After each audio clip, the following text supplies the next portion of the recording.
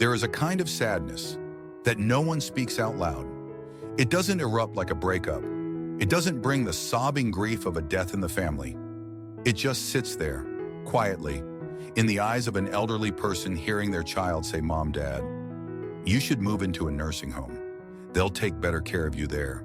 At that moment, you don't get angry. You don't argue. You don't raise your voice. You stay silent, brushing it off with a gentle reply. Let us think about it. But inside, something shifts. Small but clear, like the sound of a crack in glass. Not shattered, but no longer whole. Someone might say, there will be people to talk to. Doctors available 24/7. A soft bed, healthy meals on a schedule. It all sounds reasonable. But they forget one thing. None of us needs a perfectly timed routine. What we need is a reason to wake up in the morning. A familiar cup of tea, the habit of opening the east-facing window every sunrise. A gentle rhythm of life, not being woken up at 6 a.m. sharp, not having to eat boiled eggs when all you want is toast with orange marmalade. Old age doesn't hurt because of illness. Old age hurts when you're treated like a tree that has to be moved, even though its roots have long been deep in the soil. The pain doesn't have a name, but it shows up when life keeps happening around you, and suddenly your opinion is no longer asked. You're no longer the one who decides for yourself. No one asks what you'd like to eat today. No one remembers that you usually sleep in.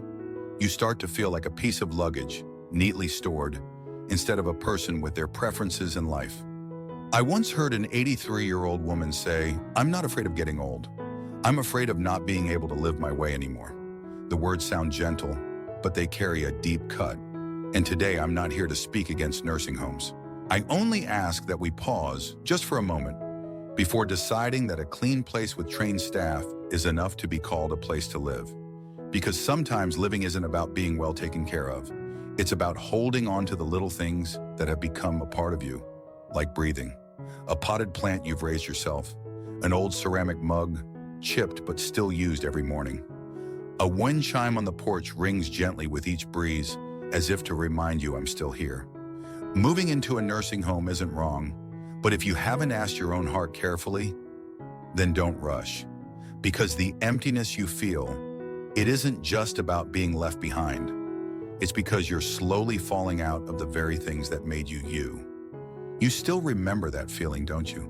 The feeling of being needed, of being asked, of being a part of this home. If you've ever felt like that, please keep reading. Because in the next part, I'll tell you about people in their 80s and 90s who still choose by every means to stay with their old way of life. Not because they're stubborn, but because they know some things, once lost, may let you go on living, but not as a human being. And if what I've shared touches something in your heart, please consider hitting the subscribe button. I would be truly grateful. It means that each week you'll have someone to walk with, someone to gently, kindly, and truthfully tell you stories about growing old, but never growing outdated. There are people, at the age when others say you should be resting, who begin a new journey, not to go far, not to conquer the world, but to hold on to a small world, the one they have carefully built over a lifetime. It's not easy, because the price of freedom is sometimes uncertain. Mr. Bernard, 87 years old, still brews his black coffee every morning. No sugar, no milk. He often jokes, just like life, not sweet, not rich, but still worth drinking. Each morning he walks slowly around the neighborhood, pausing at the old bakery and chatting about the news with the elderly man behind the counter. In the afternoon, he settles into his wooden chair by the window, rereading pages of history books he folded 10 years ago. Until one day, his legs grew weak. The family grew worried. "Dad, you should move to a nursing home.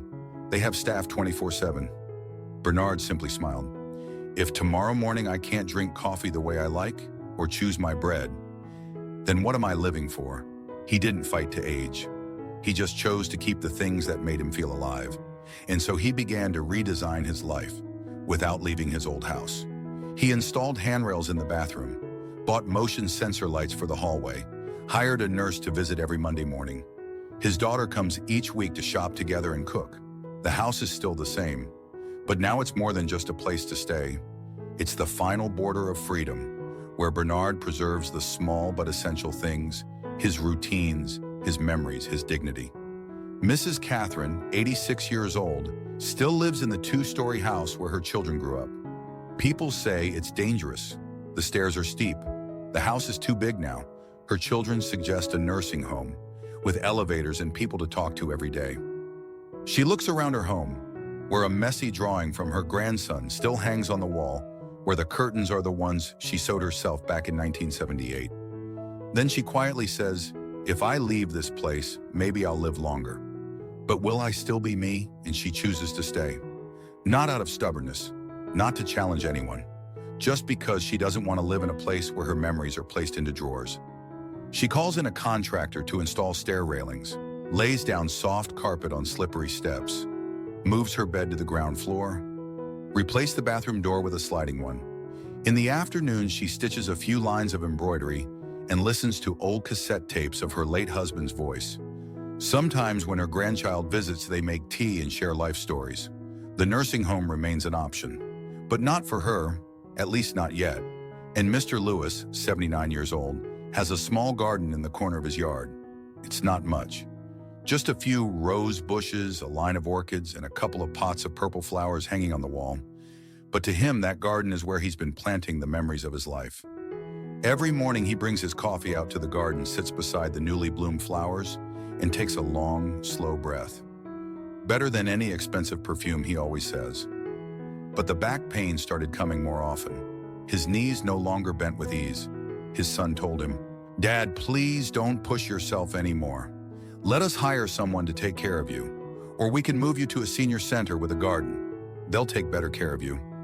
But Mr. Lewis knew, if he could no longer water his plants, no longer watch each bud bloom in the morning light, then his days would become long and meaningless. He didn't argue. He simply hung the flower pots higher, right at eye level. No bending down, no reaching up. He placed small stools beside each plant. He labeled every flower with tiny wooden tags to help remind him in case memory faded one day. When you still have something to care for, you're not old. When you can still love a tiny moment in the day, you still have a reason to live. 3 people, 3 choices, not to avoid nursing homes, but to avoid losing themselves. And they didn't do it out of resistance. They were simply preserving something that, once lost, could never truly be found again. The essence of a life.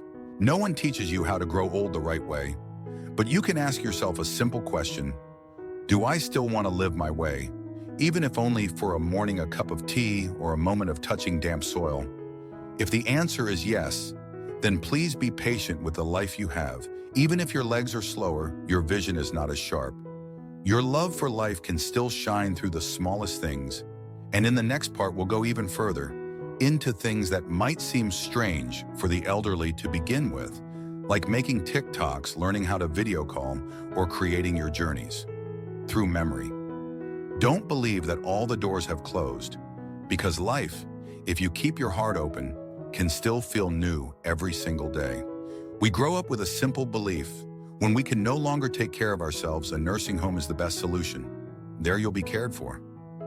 There's a warm bed, nurses, doctors, a set routine, friends of the same age, a safe structured system where each day is planned from morning to night. It sounds right. It sounds reasonable. It sounds like a kind, secure promise for old age. But the longer I live, the more I see people enter those places and slowly grow quiet. The more I begin to wonder, is safety truly the most precious thing an elderly person needs? Or is there something else, quiet yet far more essential? The feeling that you are still an independent human being. I once visited a nursing home that was advertised as the perfect final place to live. Clean rooms, gentle staff, fresh flowers on every dining table. Each resident had a bell to call for a nurse. Mealtimes were fixed. Daily activities were on schedule. Everything was fine. Everything was organized. Everything was correct, except for one thing. At the farthest table, there was a woman who had been sitting in silence all morning. I approached and tried to start a conversation. She couldn't hear well, but after I sat there long enough, she slowly turned and softly said, "This place is very good. But I miss the sound of water boiling in my electric kettle at home. Here they make tea with a thermos. It sounded like such a small thing, but suddenly I understood. There are things no service can replace, because it's not about function, it's about meaning. An old chair at home might hurt your back, but it has held the shape of your back for 30 years. A chipped cup might not be pretty, but that chipped cup was the one your life partner once chose for you.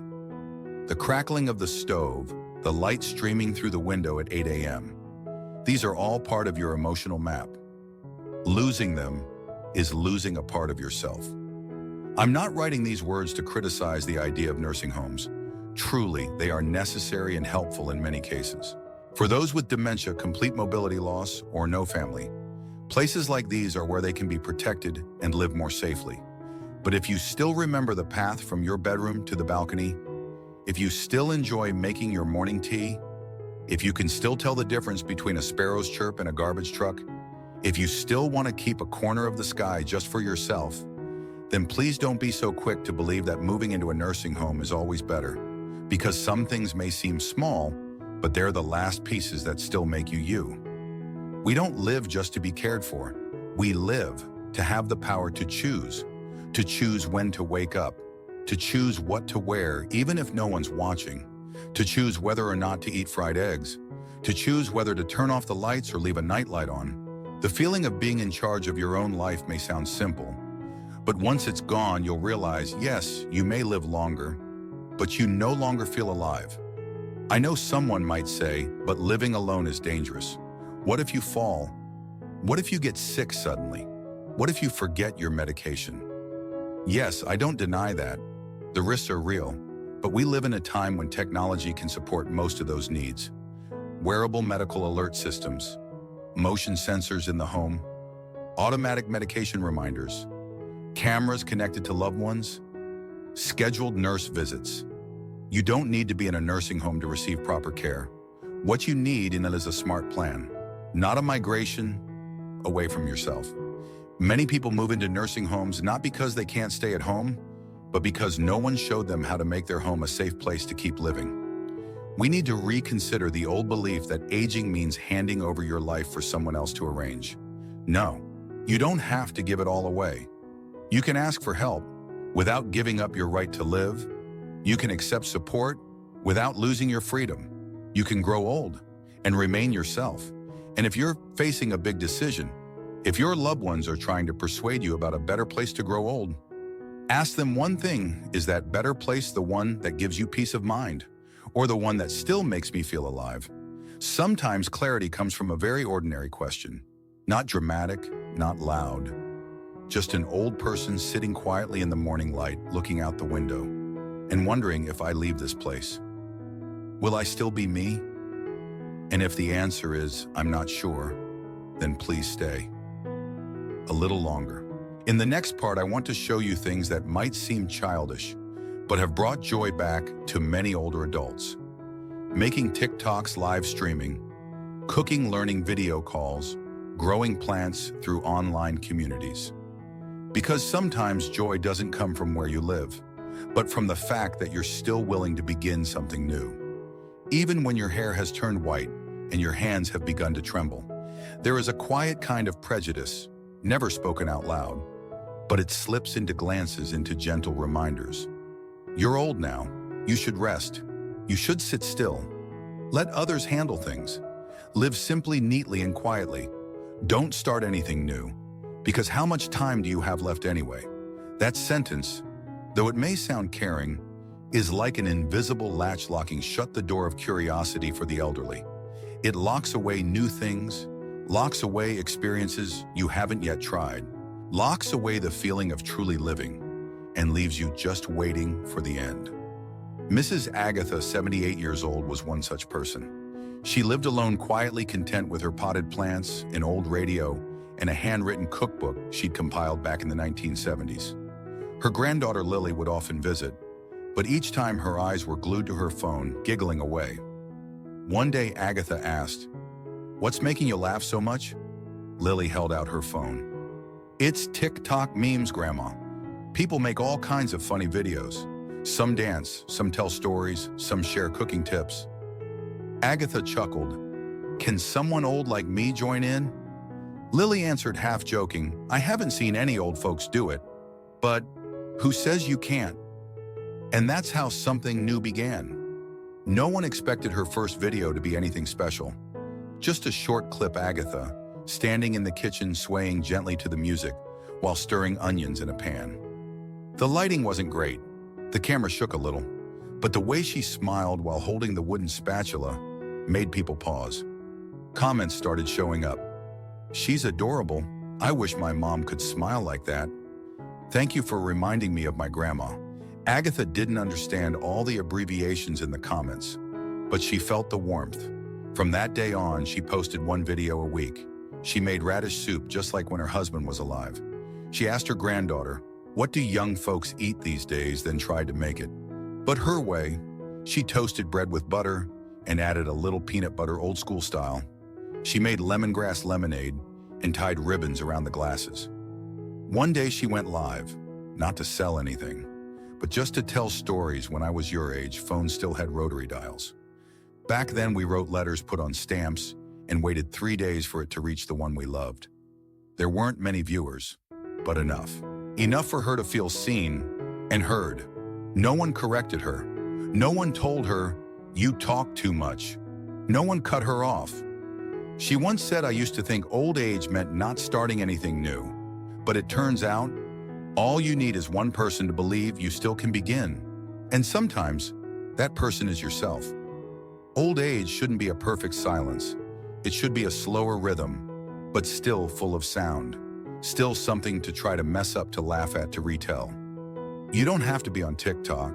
You don't have to dance in front of a screen, but you can learn how to video call just to see your child smile. You can try cooking a new dish just to break the quiet of an afternoon. You can plant something you've never grown before just to see that tiny green sprout push up from cold soil. Because even that is still a miracle. An old man once said, I'm not afraid of growing old. I'm only afraid of the day there's nothing new left to look forward to. And you know what? That new thing isn't always out there in the world. It lies in the way you come alive again with something you once thought was too late. You don't need to do it well. You just need to do something to remind your heart that you're still alive and capable of feeling. In the next part, I'll share with you the deep joy that older people can find by returning to very old things, but in a new way. Some travel through memory. Some smell their memories through familiar flavors. Some take journeys where their feet no longer need to walk. Because living is not just the motion of the body. It's the ability to let your heart remember. Someone once said the past should be left alone, but at a certain age you begin to understand some memories don't hurt you. They don't break you. They just sit there like an old room inside your soul. And if you're gentle enough to open that door, you may find yourself living again. Not out of regret, but to soften, to understand that the most beautiful things aren't truly gone if you know how to call them by name at the right time.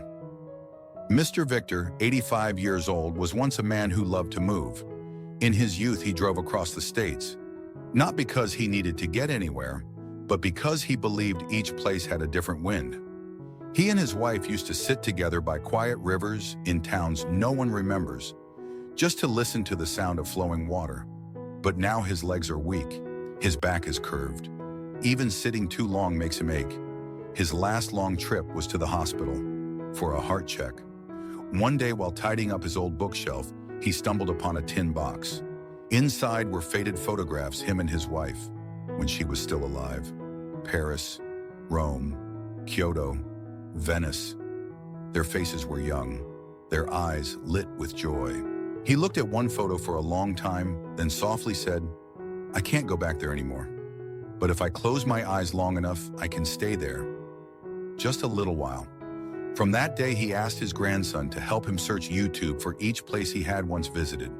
Each morning he chose a destination: New York, Florence, Hoi An. He'd sit with a cup of coffee, his old-style black no sugar, play the video, and quietly travel. The old scenery appeared on a screen, But to him, it wasn't just watching, it was returning. He listened to the ocean waves, closed his eyes, and smiled. Just like that day, she was beside me, her hair swaying softly, sunlight falling across her shoulder, and it didn't stop there. He began calling his daughter-in-law, saying, "Today I want French soup, like the one we had in Lyon, with mushrooms, cream, and crispy bread on top." Another time, he asked for Japanese noodles and hot broth with soft-boiled eggs, because he missed a little shop in Kyoto where the owner gave him extra seaweed just because he said, "This dish reminds me of home." Every dish, every image, every old song was a road back. No car, no ticket, just a memory still warm and a heart still able to feel. People often ask him, "Don't you feel sad when you look back at all the things that are no longer there?" He replies softly, "I don't look back to feel sad. I look back to remember that I once lived fully. And if the past can still make me smile, then it's still living with me." Old age should not just be a time to wrap things up. It should be a journey of tasting again, from a different perspective. You don't need to redo anything. You don't need to start over. You just need to stay for a little while with the things that once made you happy. Maybe you no longer have the strength to board a plane. Maybe there's no one left to hold your hand on the road. Maybe there's no one to retell those old stories with. But you can still live again, in the scent of familiar coffee, in an old song, in a dish your mother once made, in a street you once walked, now on a screen. Because living is not always moving forward. Sometimes it's turning back to pick up the version of yourself you left behind and smile gently at them. Next, I want to tell you about those who, even though their health is no longer what it used to be, even though their bodies have changed, still hold on to inner freedom. Not because they have no struggles, but because they've learned how to live with limits without letting those limits shrink their dignity. There is a truth that everyone eventually faces as they grow older. The body no longer obeys the way it once did. You don't stand up as quickly.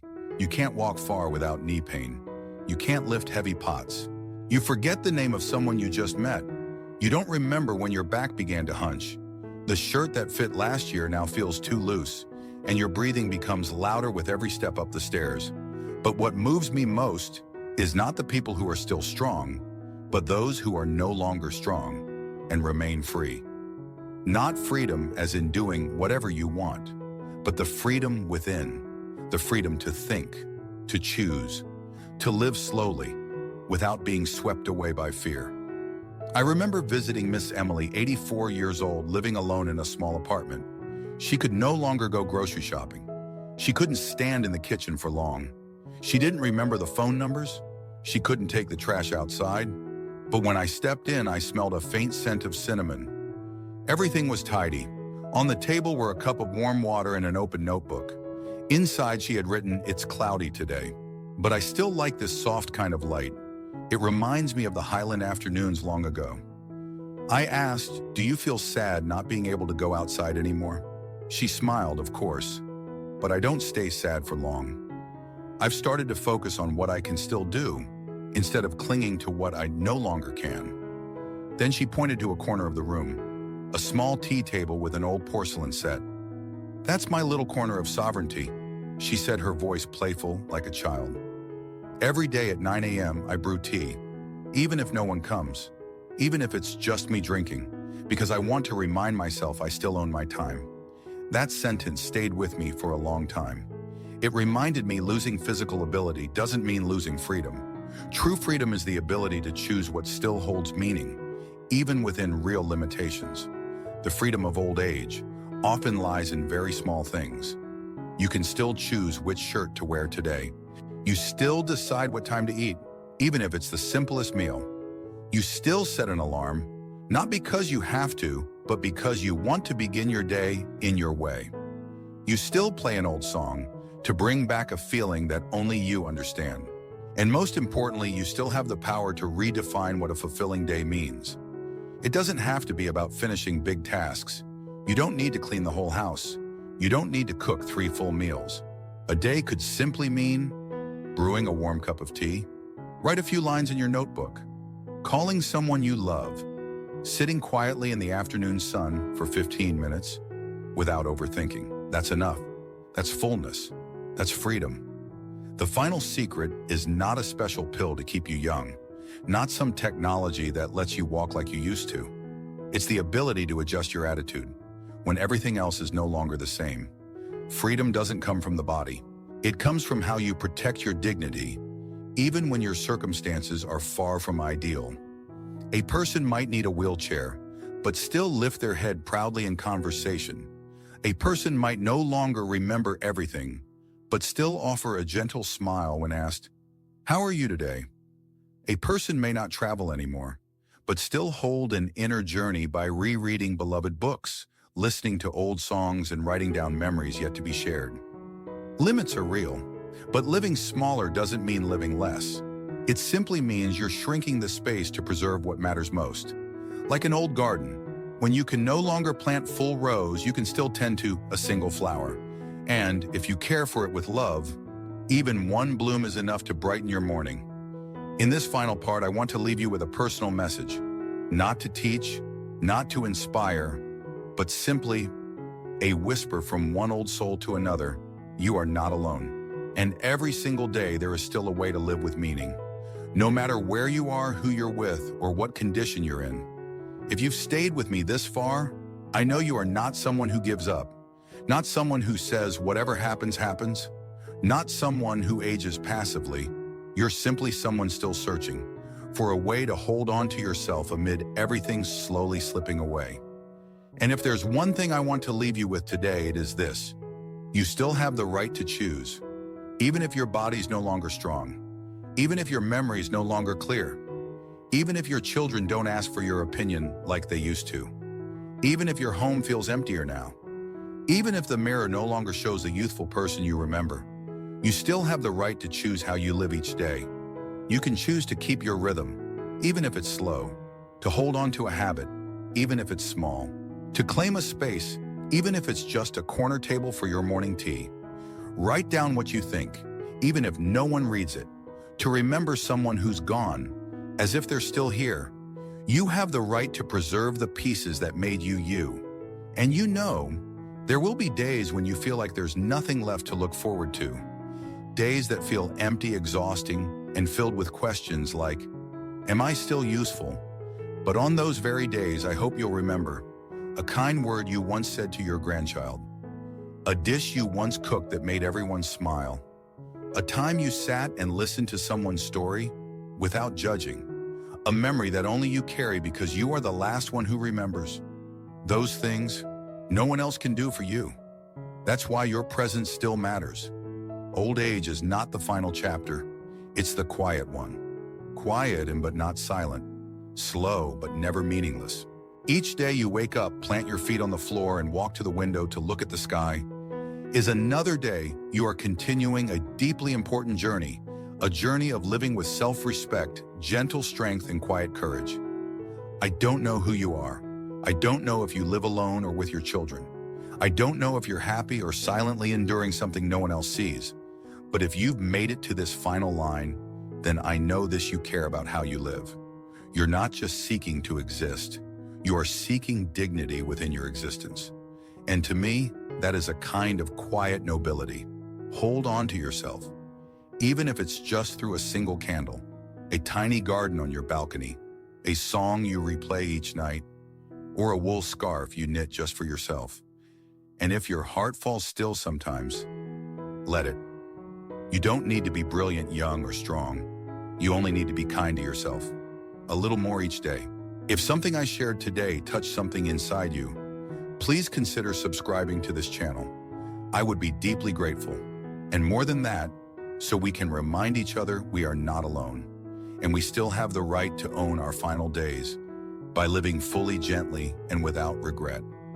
Thank you for not leaving halfway, for listening, and for still believing in something deeper than safety, the quiet pride of an old soul, not just aging, but living. See you in the next video.